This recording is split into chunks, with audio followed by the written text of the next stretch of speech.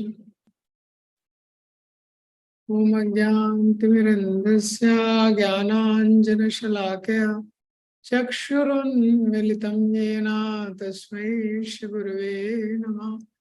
नमो विष्णुपादाय कृष्णपृष्ठाय भूतले श्रीमते भक्तिवेदान्त स्वामीति नामिने। नमस्ते सरस्वते देवी गौरवाणी प्रचारिणे निर्विशेषा शून्यवादी पाश्चात्य देशतारिणे। जय श्री कृष्ण चैतन्य प्रभु नित्यानंद श्री अद्वैत गदाधर शिवासादि गौर भक्तवृंद। हरे कृष्णा कृष्णा कृष्णा हरे हरे, हरे राम राम राम हरे हरे। हरे कृष्णा। तो हम पढ़ रहे हैं श्रीमद् भगवद गीता अध्याय 3। तो श्लोक संख्या 6 से लेके 16 तक रिसाइट करेंगे। कर्मेन्द्रियाणि संयम्य यास्ते मनसा स्मरन् इंद्रियार्थान् विमूढात्मा मिथ्याचार स उच्यते।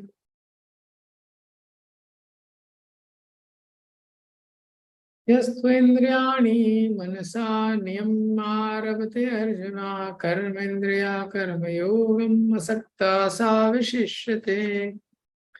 नियतं कुरु कर्म त्वं कर्म ज्यायो ह्यकर्मणा शरीरयात्रापि च ते न प्रसिद्धेत कर्मणा।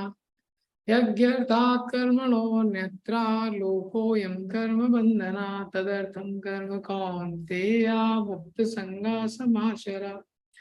स यज्ञा प्रजा सृष्टा पुरोवाच प्रजापति अनेन प्रसविष्यद्वयम् एष वो इष्टकामधु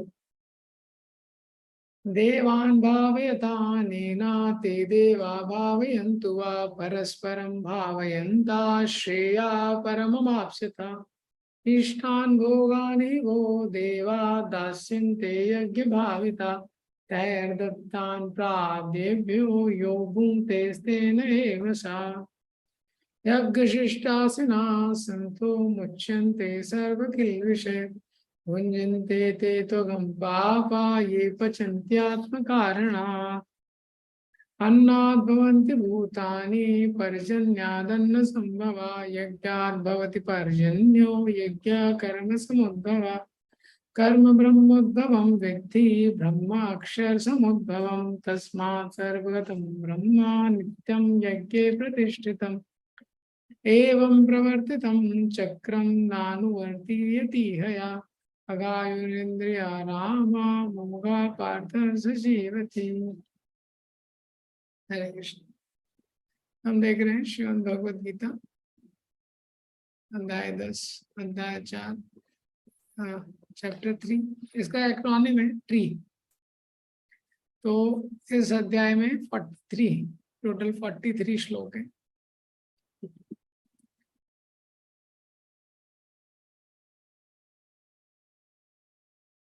तो पहला टी है टी फॉर त्याग। जो शुरू के 2 क्वेश्चन में 2 वर्सेस में अर्जुन प्रश्न करते हैं मुझे युद्ध करना चाहिए या युद्ध का त्याग करना चाहिए।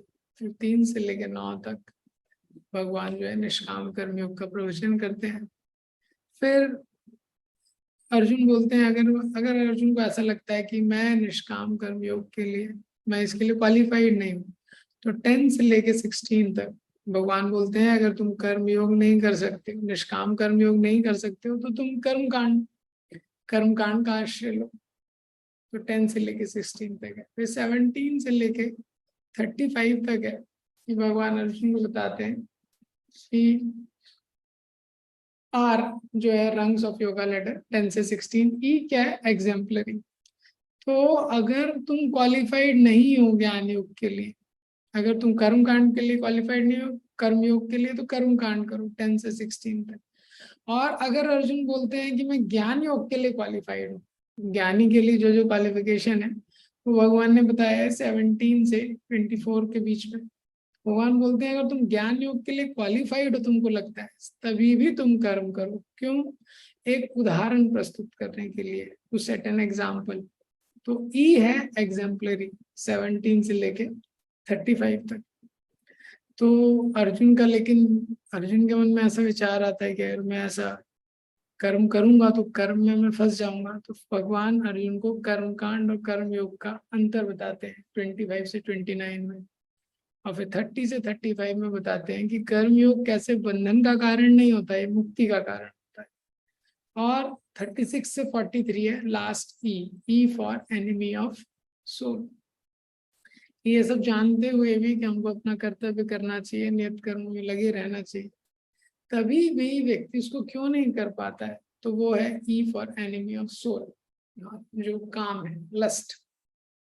तो कल हमने देखा था 3.7 तक। तो 3.6 ये जो एक इम्पॉर्टेंट श्लोक है, भगवान 3.3 से 3.4 से बताना शुरू करते हैं कि कोई भी व्यक्ति बिना कर्म के नहीं रह सकता, उसको कर्म करना बहुत इम्पॉर्टेंट है।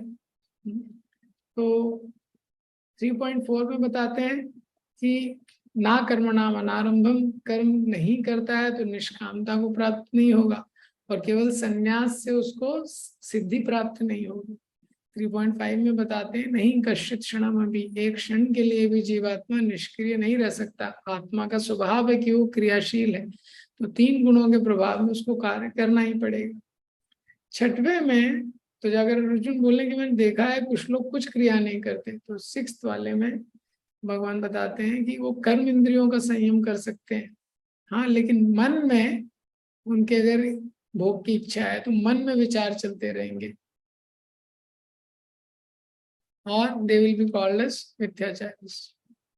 Voice is clear? Voice is clear. Okay. तो ये जो मिथ्याचारी है, इसके बारे में एक चीजें देखा था कि एक व्यक्ति है जो सेंस कंट्रोल कर चुका है, दूसरा व्यक्ति है जो इंद्रिय संयम के लिए ईमानदारी से प्रयास कर रहा है, और जो तीसरा व्यक्ति है वो, ये श्यूडो स्पिरिचुअलिस्ट के लिए श्लोक है। तो उसने आध्यात्म का जीवन, आध्यात्म का ड्रेस, तिलक, धोती कुर्ता सब तो पहन लिया है, लेकिन वो इंद्रिय भोग के लिए ही प्रयास कर रहा है, actively searching for the objects of sense gratification. तो वो गॉन केस है। तो जब भी कितने हद तक हम लोग मिथ्याचारी हैं, ये समझने के लिए एक और इम्पॉर्टेंट चीज है। कोई भी भोग करने की इच्छा जब आती है, जब मटेरियल डिजायर आती है, तो एक स्टैंडर्ड नॉर्मल रिएक्शन क्या होता है, व्यक्ति उस पर कंटेम्पलेट करता है। जैसी डिजायर आती है, जैसे अजामिल ने एक गलत दृश्य देखा, तो अजामिल ने देखा जब एक गलत दृश्य, तो अजामिल ने फिर क्या किया, उस पर कॉन्टेम्पलेट करना उसने स्टार्ट कर दिया अजामिल ने, है। तो वहीं से, जहां से उसने कॉन्टेम्पलेट करना शुरू किया, वहीं से उसका जो डाउनफॉल है वो स्टार्ट हो गया। तो एक टिपिकल रिएक्शन है, कभी भी कुछ एंजॉयमेंट की डिजायर है, व्यक्ति उस पर कंटेम्पलेट करता है, जिस चीज पे ज्यादा चिंतन करता है, कंटेम्पलेट करता है, फिर उस पर एक्शन करता है। दूसरा रिएक्शन क्या होता है, कोई व्यक्ति उसको सप्रेस करने की कोशिश करता है, उसको पता है कि ये गलत डिजायर है, मुझे नहीं करना चाहिए, सप्रेस करता है। लेकिन सप्रेशन भी ज्यादा देर तक करना पॉसिबल नहीं है किसी व्यक्ति के लिए। इसलिए हम देखते हैं कि व्यक्ति कुछ गलत आदतें छोड़ना चाहता है, संसार में नहीं छोड़ पाता है। इसीलिए जो स्पिरिचुअल अंडरस्टैंडिंग है, भक्ति का प्रोसेस क्या है, वो सब्लिमेशन का प्रोसेस। सब्लिमेशन का अंडरस्टैंडिंग क्या है, कभी भी व्यक्ति के माइंड में कुछ गलत डिजायर आ रहा है, कुछ आ रहा है, कोई सिंसियर डिवोटी है, तो क्या है, he should take shelter of Krishna. तो उसको भगवान के पास जाना चाहिए, भगवान का आश्रय लेना चाहिए, भगवान से प्रार्थना करना चाहिए कि मेरे हृदय में इस तरह की इच्छा आ रही है, तो मुझे आप कृपा कीजिए, इस इच्छा को दूर कीजिए। जैसे प्रहलाद महाराज ने प्रार्थना की है, यदि दास्यसि में कामान वरम चा वरदर्शवा कामा नाम हृदय समरोहम, कि भगवान आप कृपा कीजिए कि मेरे मन में कोई भी भौतिक इच्छा ना रहे। फिर 3.7 में भगवान ने बताया कि श्यूडो स्पिरिचुअलिस्ट से सिंसियर हाउस होल्डर अच्छा है।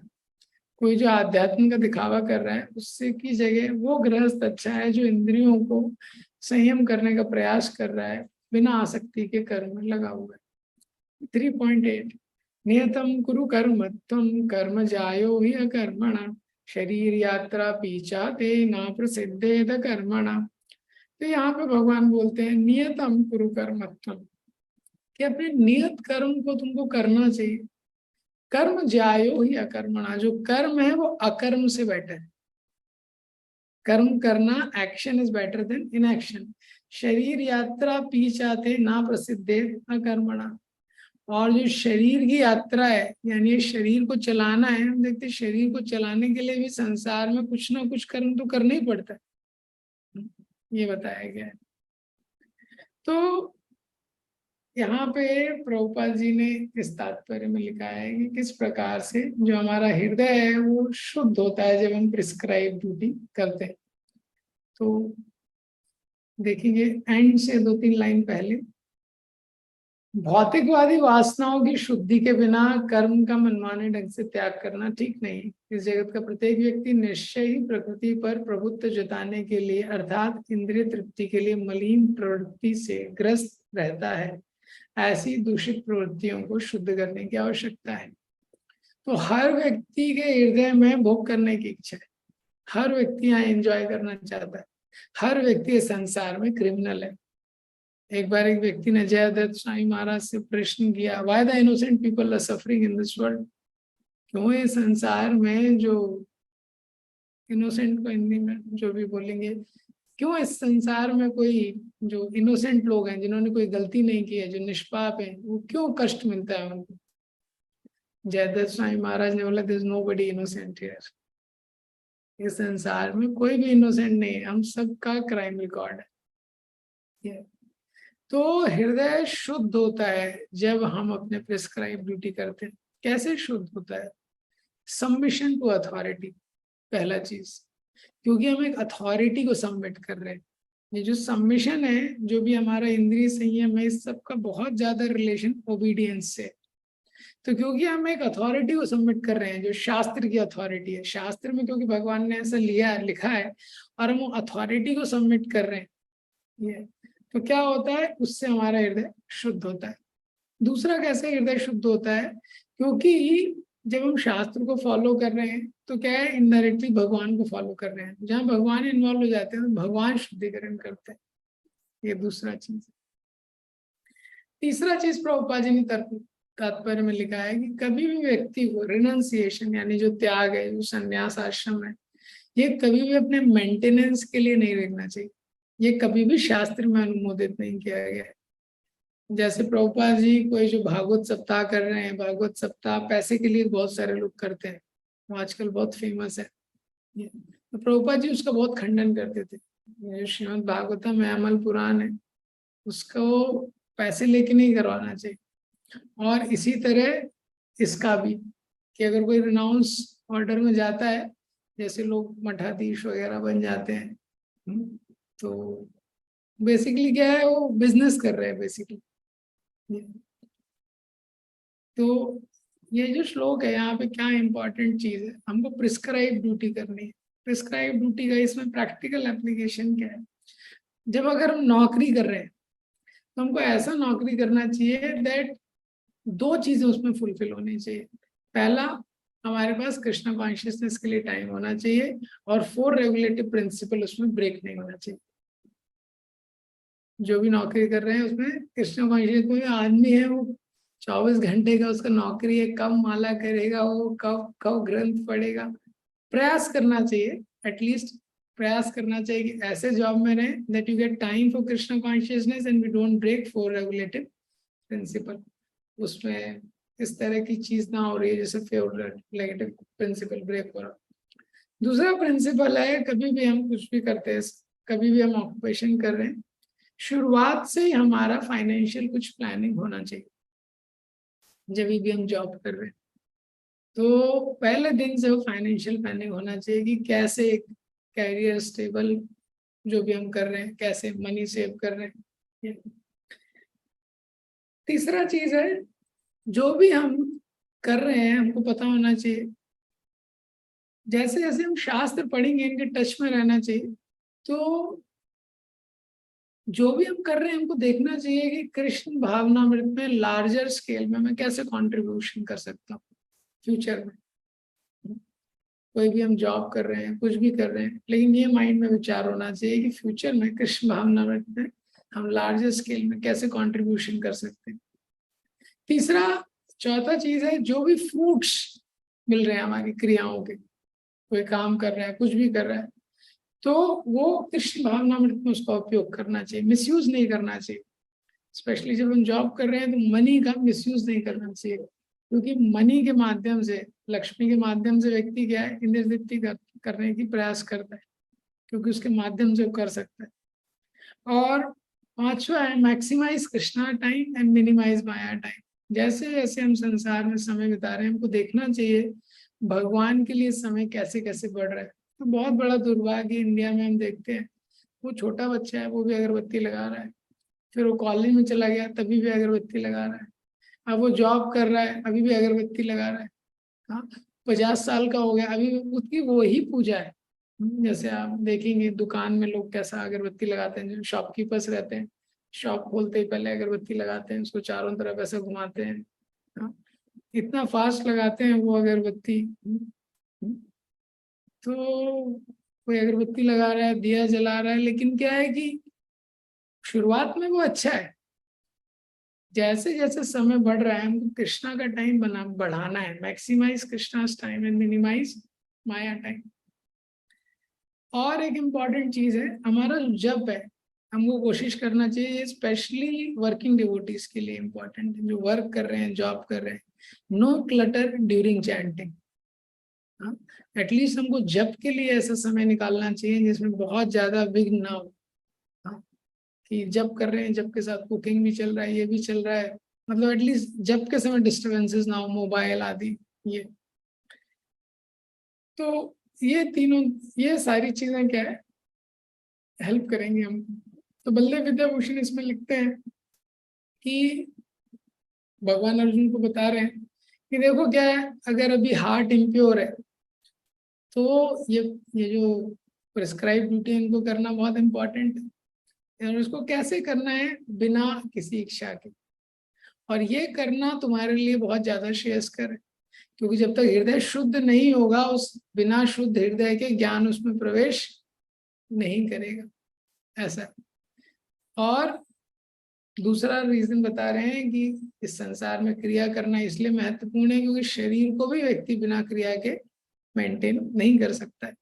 ये तो यहाँ पे भगवान अर्जुन को बोल रहे हैं कि तुम कर्म करो, तुम्हारा अधिकार कर्म पे है, तुम्हारे लिए कर्म त्याग से बेटर है, क्योंकि तुम ज्ञान के स्तर पे नहीं हो जिसपे तुम अच्छे से एक्चुअली संसार का त्याग कर सको। ये अब अर्जुन का क्या चिंता है कि अगर मैं कर्म करूंगा तो वापस से भौतिक इच्छाएं भी बढ़ जाएंगी, मैं बंधन में फंस भी जाऊंगा।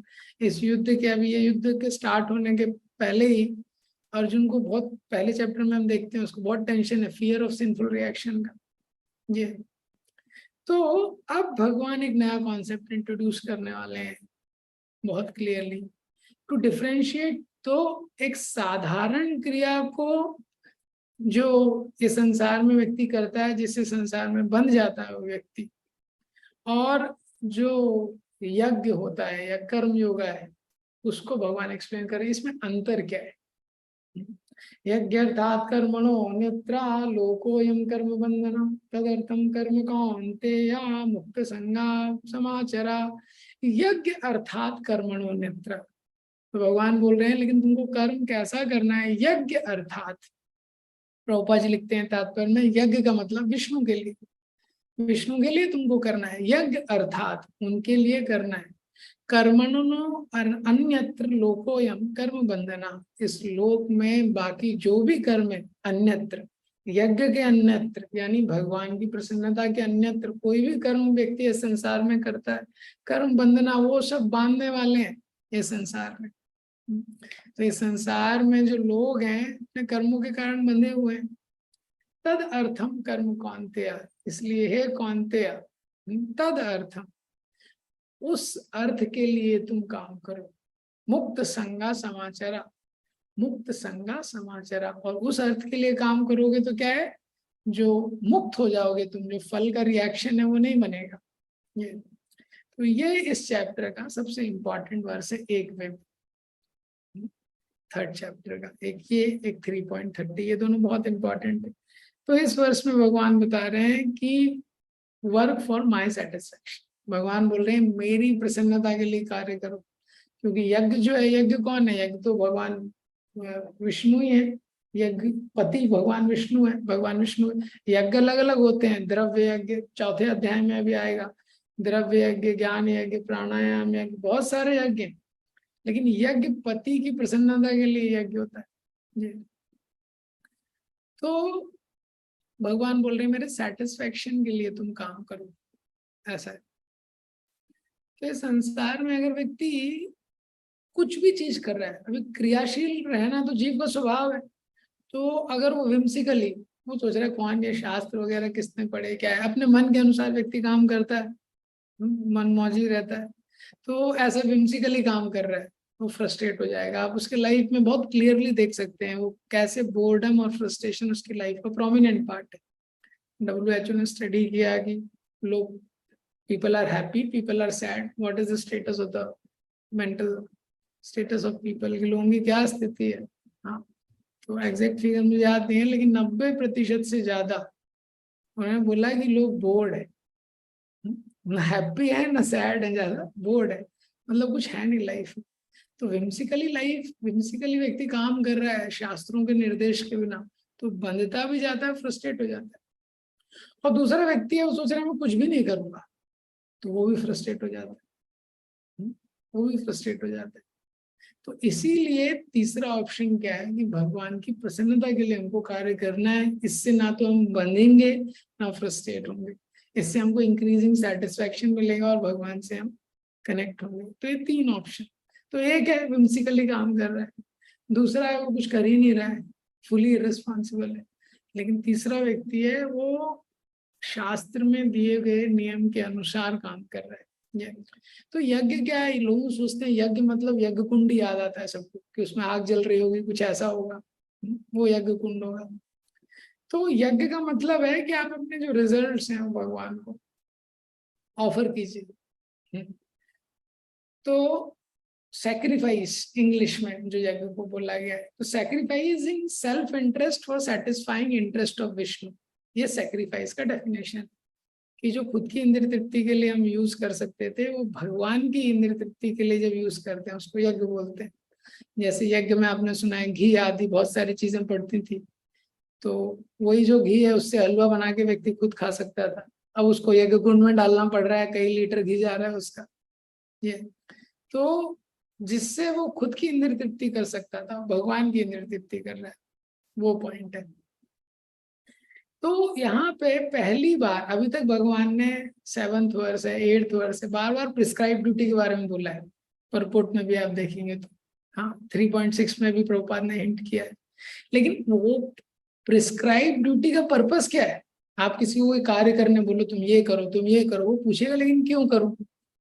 तो इस श्लोक में पहली बार अभी भगवान बहुत क्लियरली बोल रहे हैं, ये सब रिपीट करने के बाद one should do prescribe duty, but here Krishna is explaining why this श्लोक, क्योंकि जब प्रिस्क्राइब ड्यूटी भगवान के लिए की जाएगी, भगवान की प्रसन्नता के लिए, तो उससे व्यक्ति मुक्त हो जाएगा।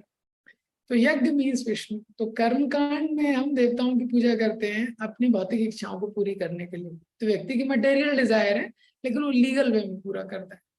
लेकिन जब कर्म योगा हो जाता है तो कर्म योगा में ट्रांसेंडेंस है, जैसे योगा शब्द आ गया मतलब ट्रांसेंडेंस है, भगवान से कनेक्शन हो गया, अब वो भगवान को प्रसन्न करना चाहता है। प्रभुपाद जी ने बहुत सुंदर तात्पर्य इसमें लिखा है, यज्ञ का अर्थ है भगवान विष्णु है, सारे यज्ञ भगवान विष्णु की प्रसन्नता के लिए किए जाते हैं, वेदों का आदेश है यज्ञो वही वह विष्णु।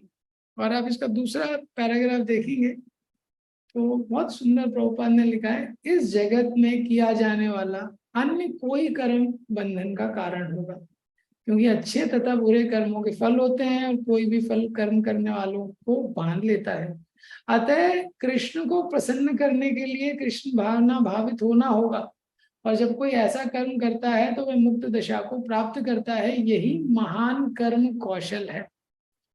योगसु कर्मसु कौशलम, यही कर्म करने की विधि है संसार में। तो बहुत इंपॉर्टेंट ये साइंस है कि हम क्यों काम कर रहे हैं और हमको किसके लिए काम करना चाहिए। तो इस संसार में लोग इतने बिजी हैं, पहले लोग 8 घंटे काम किया करते थे, वो भी मैक्सिमम रहता था। 4 घंटे, अभी चतुर्मास शुरू हो रहा है तो अभी 4 घंटे, 4 महीने तो लोग कुछ करते ही नहीं थे, केवल भजन करते थे। आज की डेट में तो 12 महीने आदमी लगा हुआ है।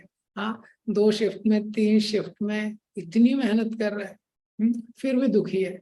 क्योंकि कर्म करने की क्रिया है, एक सिस्टम, कैसे व्यक्ति को कर्म करना चाहिए, तो वो शास्त्रों में दिया गया। तो देखिए इसी पैराग्राफ के लास्ट 4 लाइंस, इंद्रिय तृप्ति के लिए कुछ भी नहीं किया जाना चाहिए, अभी तो हर कार्य कृष्ण की प्रसन्नता के लिए होना चाहिए।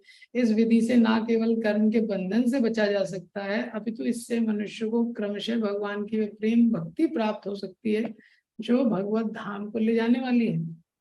तो इसमें बहुत सारे बेनिफिट है जब व्यक्ति एक थॉटफुली काम करेगा।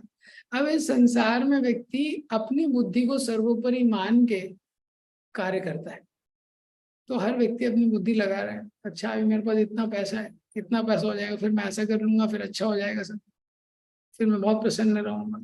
ये अभी मैं यहाँ पे हूँ, अभी यहाँ से मैं वहां ट्रांसफर ले लेता हूँ, फिर अच्छा हो जाएगा। कोई घर के पास ट्रांसफर है, किसी का घर से दूर ट्रांसफर है।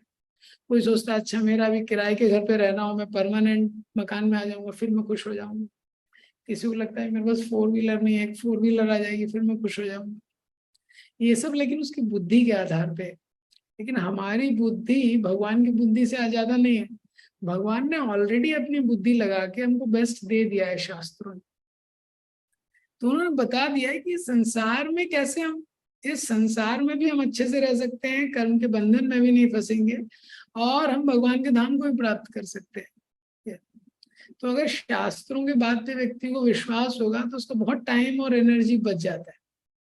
और अगर वो अपने दिमाग के अनुसार, उसके मैनिपुलेशन के अनुसार व्यक्ति काम करना चाहता है, तो बहुत मैनिपुलेशन के बाद भी चीजें काम नहीं करती। तो ये शास्त्रों का ये सिद्धांत है। प्रभुपाद जी इसमें लिखते हैं ये आर्ट ऑफ डूइंग वर्क है। हाँ, तो गाइडेंस में ये व्यक्ति को करना चाहिए।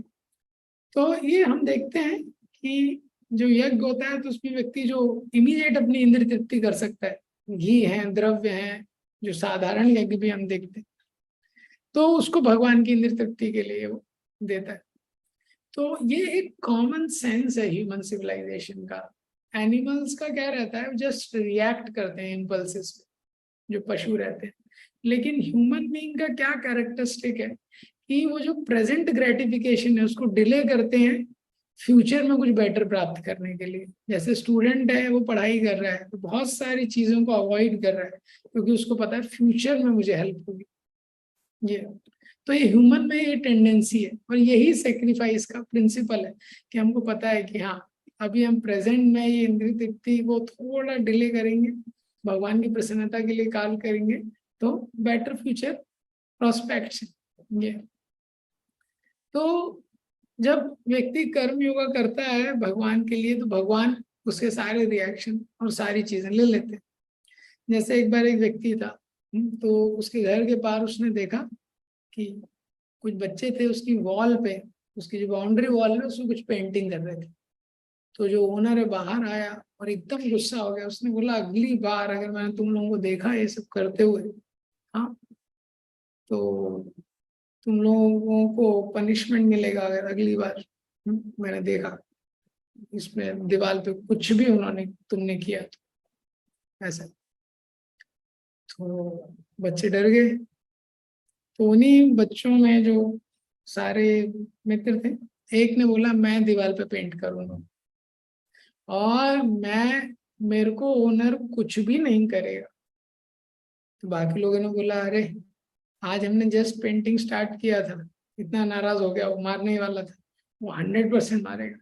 तो चैलेंज लगा लिया इसने, बेट कि मैं दीवार पे पेंट करूंगा, ओनर कुछ भी नहीं बोलेगा। तो ठीक है, और ये बच्चे ने पेंट किया और ओनर ने भी कुछ भी नहीं, ओनर आया बाहर किसने पेंट किया है देखा, लेकिन कुछ भी नहीं बोला। और इसको थोड़ा प्राइस भी दिया। ये जिसने पेंट किया था। तो ऐसा क्यों? क्योंकि ये बच्चे ने दीवार पे क्या पेंट किया था? कि दीवार पे पेंट करना मना है। यही लिखा था उसने दीवार पे। क्या लिखा था? दीवार पे पेंट करना मना है। तो ये प्रिंसिपल है यज्ञ का। क्योंकि हम भगवान के सेटिस्फेक्शन के लिए कर रहे हैं, तो क्रिया से व्यक्ति बनता है, लेकिन क्योंकि भगवान के सेटिस्फेक्शन के लिए कर रहे हैं, भगवान सब नलिफाई कर देते हैं। अब 10वें श्लोक में बताते हैं कि ये जो यज्ञ है, सृष्टि की शुरुआत से है। सह यज्ञ प्रजा सृष्टा पुरो वाचा प्रजापति अनेन प्रसविष्यत्वेन एष वोशिष्ठ काम दुख। तो भगवान यहाँ पे बताते हैं कि प्रजापति, प्रजापति शब्द यूज हुआ है ब्रह्मा के लिए और विष्णु दोनों के लिए, अलग अलग आचार्यों ने बताया। सह यज्ञ प्रजा सृष्टवा, जब ये प्रजा की सृष्टि की गई शुरुआत में, उसी के साथ यज्ञ की सृष्टि हुई। पुरोवाचा, बहुत पहले भगवान बोले हैं, मैं बता चुका हूं। अनेन प्रसविष्यद्यम, तो यज्ञ की सृष्टि क्यों की है शुरुआत से ही? कि भगवान ने सिस्टम बनाया है कि यज्ञ के द्वारा तुम समृद्धि को प्राप्त करो। एष वा अस्तु इष्ट काम दुख, जो तुम्हारी कामनाएं हैं, जो इच्छाएं हैं, ये तुम्हारी मटेरियल डिजायर्स को फुलफिल करेगा, तुम्हारी इच्छाओं को पूरी करेगा। तो ये सिस्टम भगवान ने बनाया है। हाँ, क्योंकि हम लोग बिना इच्छा के रह नहीं सकते, तो इच्छा सबकी है। अब क्या है, कोई व्यक्ति है उसकी कोई भी इच्छा नहीं है, वो कर्म का त्याग कर सकता, जो बहुत ज्ञान के स्तर पे केवल भगवान के लिए प्रसन्न करना चाहता है। कोई इच्छा नहीं है उसके हृदय में, कोई वासना नहीं है अपने लिए सेल्फिशली। लेकिन बहुत सारे ऐसे लोग हैं जिनकी डिजायर तो है ये, और भौतिक डिजायर भी है। तो भगवान बोल रहे हैं अभी 3.10 से सिस्टम थोड़ा चेंज कर रहे हैं। 3.9 तक भगवान ने कर्म कैसे करना है वो बताया। अब अगर अर्जुन बोले कि ये जो निष्काम कर्म है, केवल भगवान की प्रसन्नता के लिए कम कर्म करना इतना इजी नहीं है मेरे लिए, तो भगवान कर्म कांड के लेवल पे आ रहे हैं। तो भगवान बोल रहे हैं अच्छा, अगर if you can not be without desire in action, then you should perform action offered to Vishnu with desire. अच्छा, अगर तुम बिना इच्छा के नहीं रह सकते और तुम्हारी कुछ तो भोग की इच्छा है, तो तुम भगवान को ऑफर करके भोग करो, ये काम को छोड़ने की जगह। और उसमें भगवान ने श्लोक बताया। तो ये जो यज्ञ की विधि है, ये हमको क्या है, कॉस्मिक यूनिवर्स से कनेक्ट करती है। आगे पूरा इसका साइंस है, वो आएगा।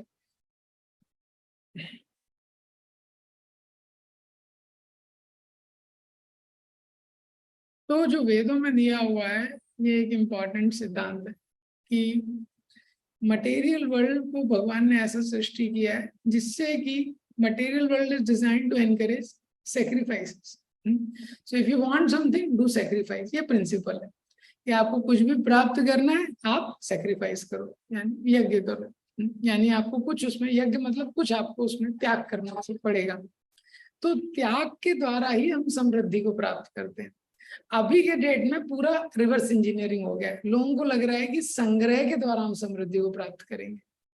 पहले के देखेंगे आप, जैसे आज की डेट में किसी को अपना कैरियर बनाना है तो वो पढ़ाई करेगा, आईआईटी वगैरह में जाएगा, मेडिकल में जाएगा, बिजनेस का कुछ करेगा। करेक्ट। पहले के समय में उस लोगों को पता था कि हमको तपस्या करनी है। आप देखिए राक्षस है, रावण आदि, हिरण्यकश्यप।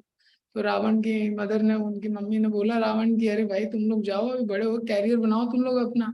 तो कहाँ गए वो लोग? किसी आईआईटी वगैरह में नहीं गए, वो लोग जंगल में गए तपस्या करने। उनको पता था यही पहले कैरियर बनाना होता था, कि हम लोग कुछ तपस्या करेंगे, कुछ करेंगे, उससे हमारा कैरियर बनेगा। ये तो ये सिद्धांत है यज्ञ का सिद्धांत। यज्ञ का मतलब अपने इंद्रिय तृप्ति को छोड़ के किसी और के लिए, विष्णु की प्रसन्नता के लिए जब उसको किया जाता है तो व्यक्ति को कुछ मिलता है। इसको बोलते हैं ये यज्ञ का सिद्धांत।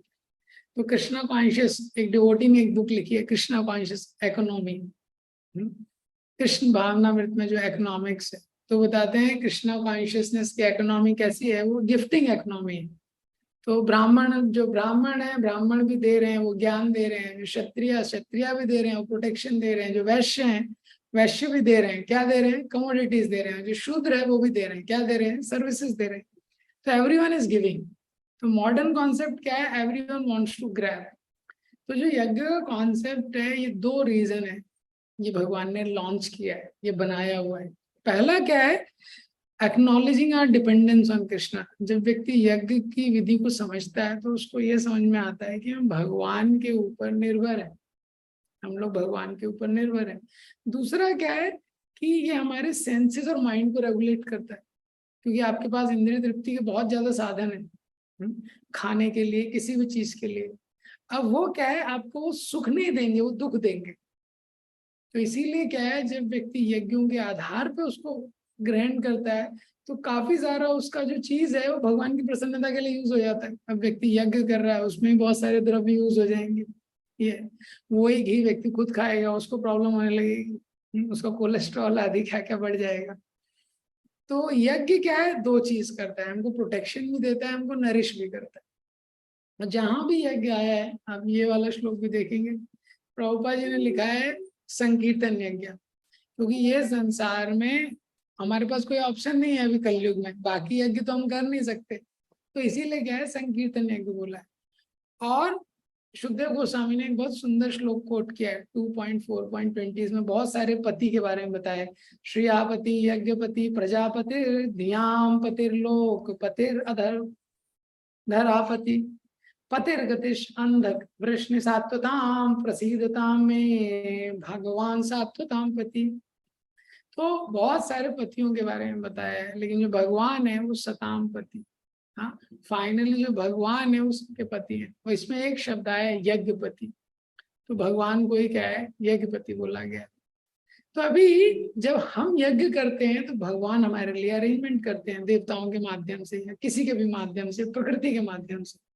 तो कैसे भगवान करते हैं अरेंज, हम देख सकते हैं संसार में। जैसे जैसे जैसे ही शिशु एक होता है, तो when a child is born there's a milk in the breast of a mother। हाँ, माँ के स्तनों में दूध आ जाता है जैसे ही शिशु होता है। तो किसने इसका अरेंजमेंट किया है? हाँ, भगवान ने उसका अरेंजमेंट किया है। ये तो भगवान अरेंजमेंट करते हैं, यज्ञ के माध्यम से भगवान ने सारी चीजों का अरेंजमेंट करते हैं। तो प्रभुपाद जी ने बहुत सुंदर ये तात्पर्य दिया है। उसमें प्रभुपाद जी लिखते हैं, Lord has created this material world to enable the condition soul to learn how to perform yajna. भगवान ने भौतिक जगत बनाया है जिससे कि जो बद्ध जीवात्मा है उनको बताया जा सके कैसे ये वो यज्ञ कर सकते हैं फॉर सेटिस्फैक्शन ऑफ कृष्णा। तो यज्ञ से क्या होगा कि कृष्ण संतुष्ट होंगे, so that while in the material world they live comfortably, जिससे कि भौतिक संसार में भी वो आराम से रह सकें विदाउट एंजाइटी, बिना चिंता के। And after finishing the present material body they enter into the kingdom of God. और ये भौतिक शरीर छोड़ने के बाद वो भगवान के धाम में प्रवेश कर सकते हैं। ये तो संकीर्तन यज्ञ प्रभुपाद जी ने बोला है इस कलयुग के लिए, कौन सा यज्ञ? संकीर्तन यज्ञ। अब 3.11 में भगवान बताते हैं कि यज्ञ का सिस्टम आगे, देवान भावयतानेना ते देवा भावयन्तु वा परस्परम भावयन्ता श्रेया परमवाप्स्यता। देवान भावयतानेन, अनेना शब्द जो है इसका मतलब है सैक्रिफाइस, यानी यज्ञ के द्वारा। तो हम जब यज्ञ करेंगे तो क्या होगा, देवान भावयतानेना, देवान भावयता, जो देवता है वो प्रसन्न हो जाएंगे। ते देवा भावयन्तु वा, और वो जो देवता है वो तुमको प्रसन्न करेंगे। तो भगवान बोल रहे हैं तुम यज्ञ करोगे, अनेना मीन्स यज्ञ करोगे, देवान भाव्यता, उससे देवता प्रसन्न हो जाएंगे। ते देवा, और फिर वो जो देव है, भावयन्तु वा, वो तुमको प्रसन्न करेंगे। परस्परम भावयंता, इस तरह जो म्यूचुअल कॉपरेशन होगा, जो सिम्बायोसिस का प्रिंसिपल है साइंस में, श्रेया परम आवश्यकता, तुम क्या है, श्रेय को प्राप्त करोगे। तो इस श्लोक में बता रहे हैं कि किस प्रकार यज्ञ करने से तुम्हारी इच्छाएं पूरी हो जाएंगी। हाँ, तुम देवताओं को प्रसन्न करोगे यज्ञ करके, देवता तुमको प्रसन्न करेंगे। प्रभुपाद जी तात्पर्य में लिखते हैं, जो देवता है एम्पावर्ड एडमिनिस्ट्रेटर्स है मटेरियल अफेयर्स के, भगवान ने नियुक्त किए हैं। हाँ, जैसे मिनिस्ट्री होती है अलग अलग इंचार्ज, कोई कैबिनेट मिनिस्टर है, फाइनेंस मिनिस्टर है, उस तरीके से। और देवताओं का प्लेजर और डिसप्लेजर, वो प्रसन्न होंगे कि दुखी होंगे, किस पे डिपेंड है, यज्ञ की परफॉर्मेंस पे। ये तो इसलिए हमको यज्ञ करना चाहिए। हालांकि सारे यज्ञों के जो फाइनल भोक्ता है, प्रभुपाद जी लिखते हैं यज्ञपति कौन है? विष्णु है। ये तो डेमीगॉड क्या है? वो इमीडिएट है, लेकिन अल्टीमेट बेनिफिशियरी भगवान है। तो भगवान बोल रहे हैं कि जब हम यज्ञ करेंगे, देवताओं को प्रसन्न करेंगे, तो कोई भी स्केर्सिटी नहीं रहेगी नेचुरल प्रोडक्ट्स की।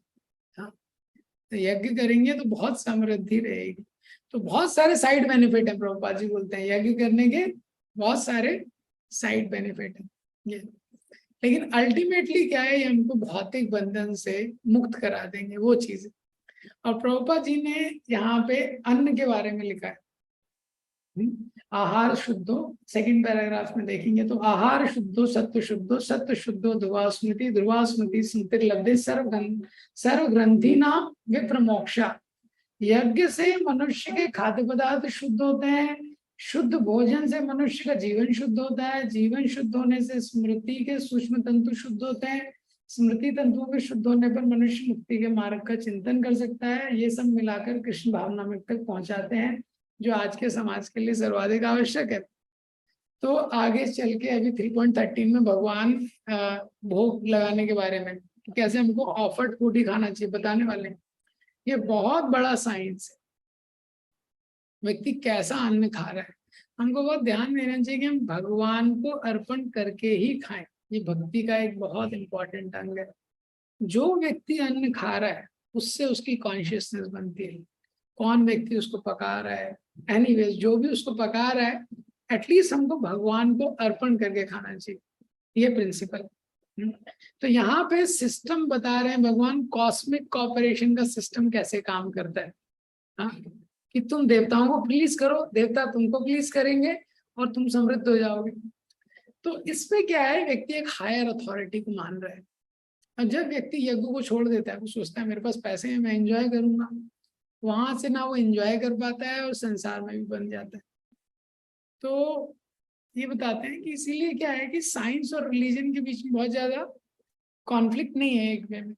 लेकिन क्या है, जो साइंस में जो अभी एथिस्टिक साइंटिस्ट आ गए उसके कारण कॉन्फ्लिक्ट हो गया। प्रभुपाद जी बोलते हैं science should be used to glorify God. Science का उपयोग होना चाहिए भगवान के ग्लोरिफिकेशन में, ये क्योंकि स्पिरिचुअल लाइफ भी एक साइंस ही है। बस अंदर क्या है कि साइंस मैटर के बियॉन्ड उसका रीच नहीं है बहुत ज्यादा, ठीक है। और जो स्पिरिचुअल लाइफ है वो एंटी मैटर पे काम करता है। तो बहुत सारी चीजें जो हम नेचर में देखते हैं, तो साइंस कई बार बोल देता है या व्यक्ति लोग बोलते हैं तो ऑटोमेटिकली हो रहा है।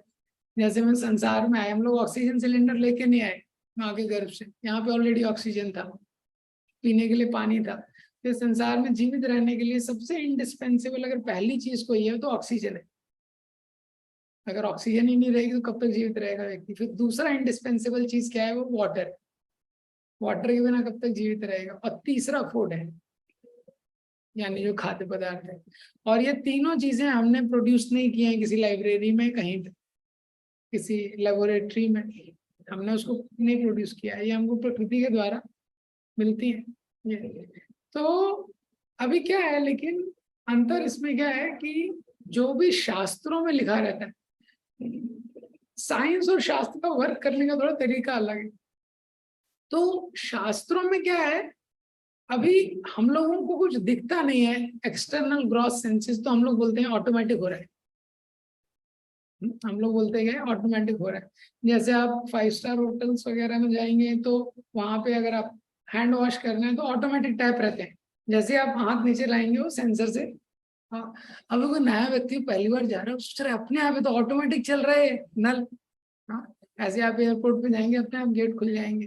तो लगेगा वो तो सामने आए, तो वहां सेंसर लगे रहते हैं, वो सेंसर सेंस कर लेते हैं, गेट खुल जाता है। तो ऑटोमेटिक का मतलब क्या है कि व्यक्ति को उसके पीछे का मैकेनिज्म नहीं पता है। तो साइंस और रिलीजन में ये एक अंतर है कि स्क्रिप्चर्स है वो मैकेनिज्म में ज्यादा नहीं जाते कि कैसे हो रहा है, वो नहीं बताते। They speak about the person controlling the mechanism. जो स्क्रिप्चर है वो हमको बताते हैं कि कौन ये मैकेनिज्म कंट्रोल कर रहा है। और जो साइंस है उसमें मैकेनिज्म में ज्यादा है डिटेल। जैसे प्रभुपाद जी एक बार वेस्ट में गए तो एक साइंटिस्ट है, तो प्रभुपाद जी उनसे मिले तो उन्होंने 2 मोटी बुक्स दिखाई। तो उन्होंने बोला, प्रभुपाद जी से बोला कि we have done PhD, we have done lot of research how the grass grows. हमने रिसर्च किया है कैसे जो घास है उसका वृद्धि होता है, वैसे कैसे वो ग्रो करती है। तो प्रभुपाद जी ने बोला, लेकिन आपने ये बुक जब नहीं लिखी थी तभी भी ग्रास वाज ग्रोइंग। हाँ, आपने जब ये बुक नहीं लिखी तभी तो घास ग्रो हो ही रही थी।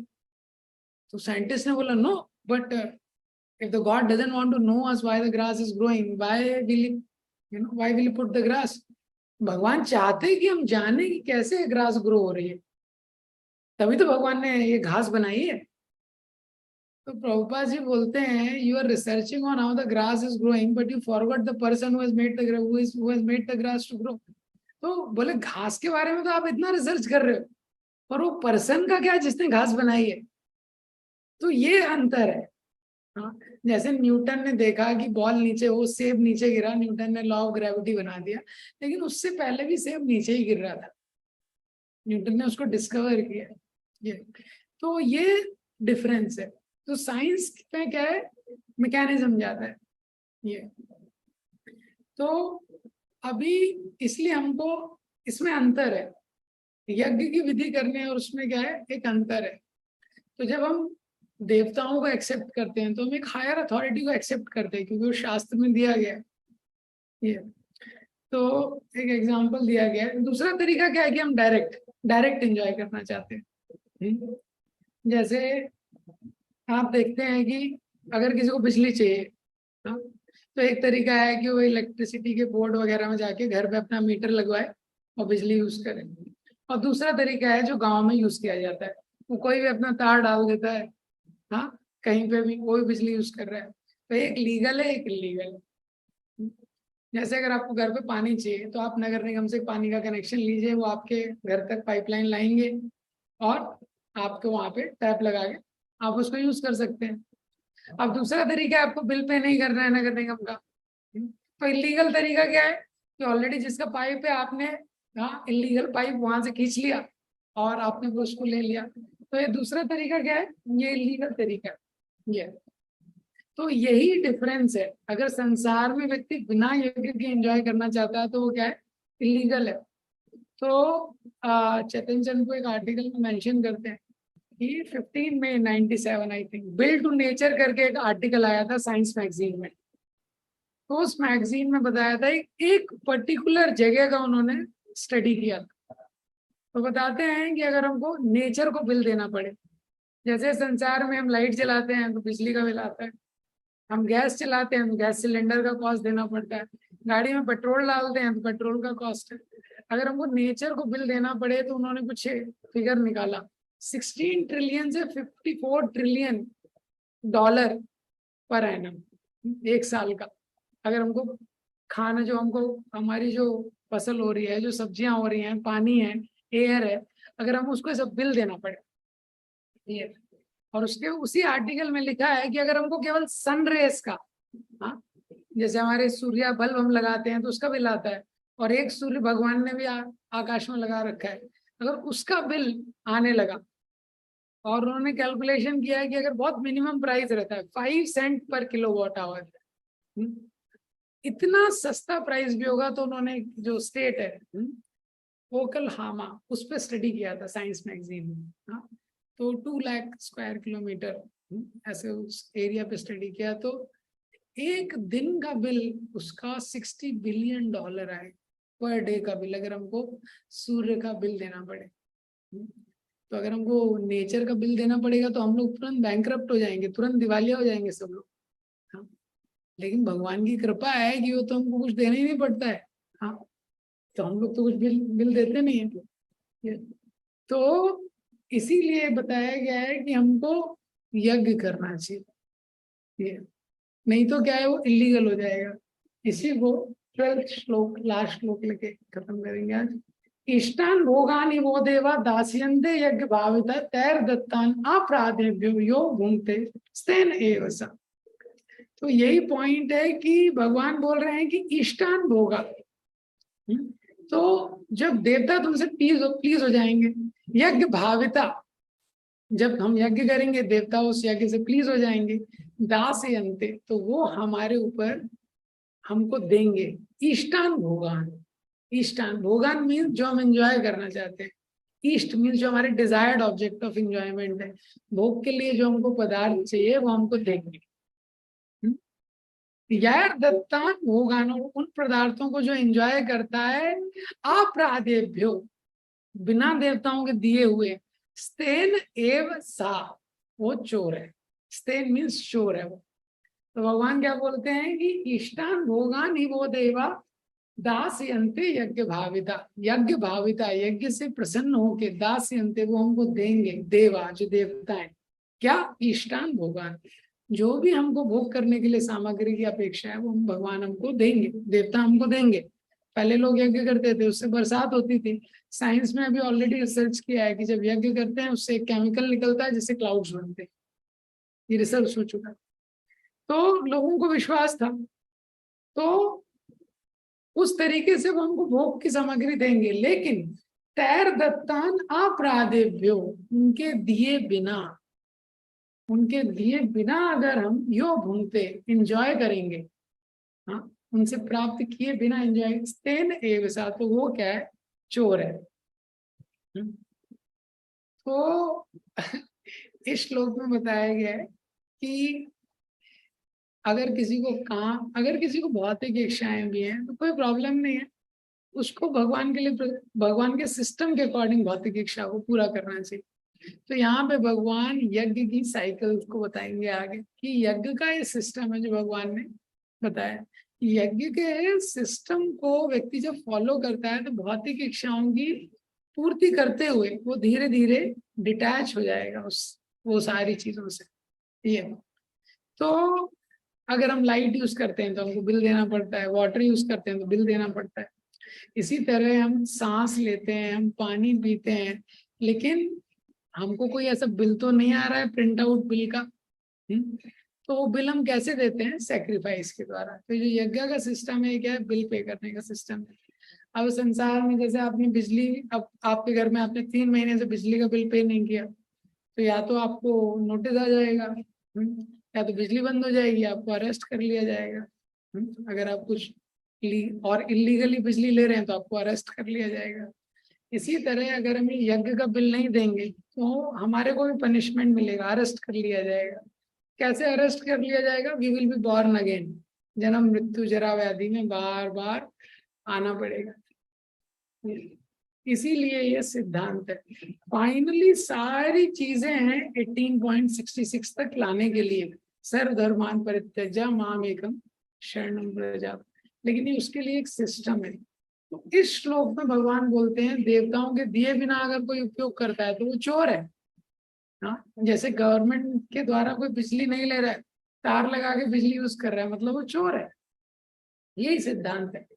तो तात्पर्य में प्रभुपाद जी लिखते हैं सेकंड पैराग्राफ में 7-8 लाइंस बिलो, अन्य अनेक वस्तुएं जिनकी पूर्ति भगवान के प्रतिनिधि उस उद्देश्य से करते हैं कि हम इनका समुचित उपयोग करके आत्म साक्षात्कार के लिए अपने आप को स्वस्थ एवं पुष्ट बनाएं, जिससे जीवन का चरम लक्ष्य अर्थात भौतिक जीवन संघर्ष से मुक्ति प्राप्त हो सके। तो भगवान ये जो देवता है ये भी हमको ये सब क्यों देते हैं, अच्छा भोजन या अच्छी सारी चीजें, खाद्य पदार्थ, जिससे कि हम लोग स्वस्थ रहें और भक्ति में लग सके। यदि, लेकिन अगर कोई ऐसा नहीं करता है, यदि हम जीवन के उद्देश्य को भूलकर भगवान के प्रतिनिधियों से अपनी इंद्रिय तृप्ति के लिए वस्तुएं लेते रहेंगे और इस संसार में अधिकाधिक फंसते रहेंगे, हाँ, तो ये भगवान का उद्देश्य नहीं है।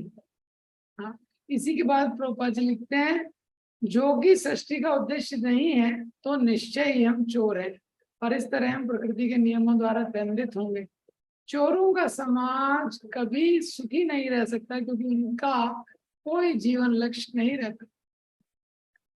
तो प्रभुपाद जी बोल रहे हैं अगर कोई चोर है तो वो क्या सुखी रह सकता है? तो इस संसार में आप देखेंगे अगर किसी व्यक्ति ने चोरी की है उसके मन में हमेशा टेंशन रहता है।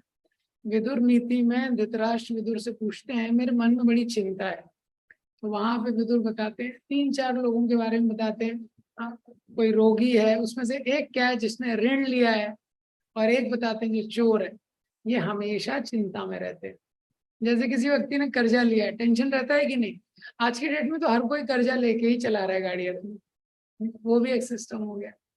लेकिन हमेशा उसको चिंता रहती है, तो वो व्यक्ति कभी सुखी नहीं रह सकता। ग्रंथराज भगवद गीता की जय। श्रील प्रभुपाद।